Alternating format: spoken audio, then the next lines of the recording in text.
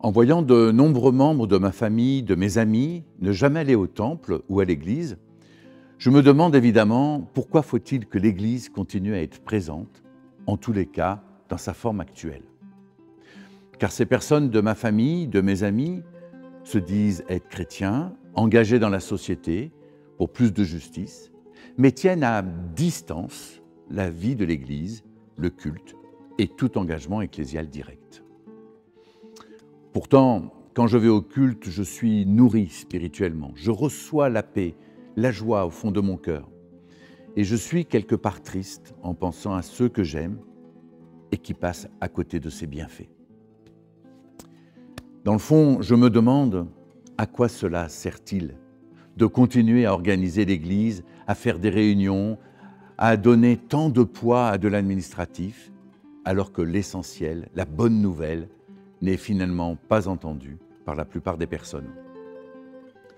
Car, vous le voyez bien, nous sommes une poignée à nous rendre au culte.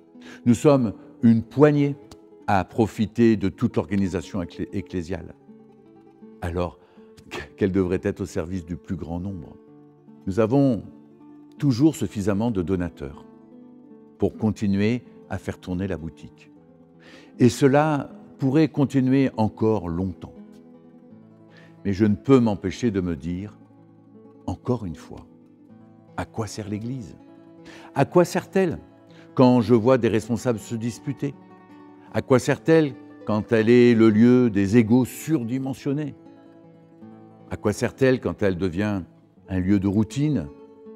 À quoi sert-elle quand elle devient un lieu d'accusation, de critique intempestive? Je sais bien que l'Église proclame la grâce de Dieu. Encore faut-il expliquer ce que cela veut dire dans la langue d'aujourd'hui. Pour moi, je dirais la grâce comme confiance.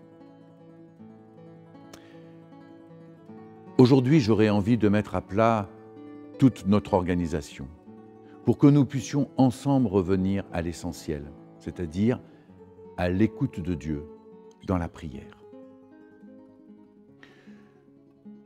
Au moment où nous sommes à fond pour préparer le synode régional, je voudrais que nous soyons chacune et chacun bien au clair dans ce que nous faisons et vivons lors d'un synode.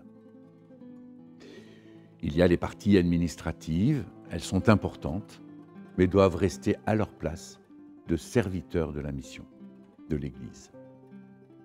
L'administratif demande du temps, de l'organisation, mais ne doit pas prendre le dessus sur notre mission. Il y a le sujet financier qui, lui aussi, reste un outil pour l'Église. Très importante, cette partie demande du temps, des compétences, et les décisions financières doivent être conduites aussi spirituellement. Il y a le sujet synodal sur l'avenir de l'Église, ses priorités, ses ministères. Là aussi, soyons responsables dans nos orientations. Et puis, lors d'un synode, il y a les prises de parole en direct, en séance plénière. Ces temps sont-ils des lieux pour exprimer nos colères, nos émotions, nos accusations, comme j'ai pu le constater, ou un lieu d'exhortation, de bénédiction, d'écoute mutuelle, d'encouragement?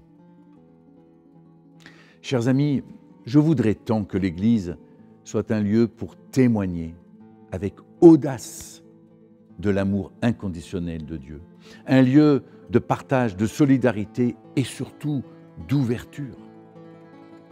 Aujourd'hui, il est grand temps de prendre le temps de réfléchir à notre vocation et à penser à tous ceux qui restent sur le seuil de l'Église et qui attendent un geste, un sourire, une parole en vérité de notre part pour venir donner un nouvel élan à notre foi.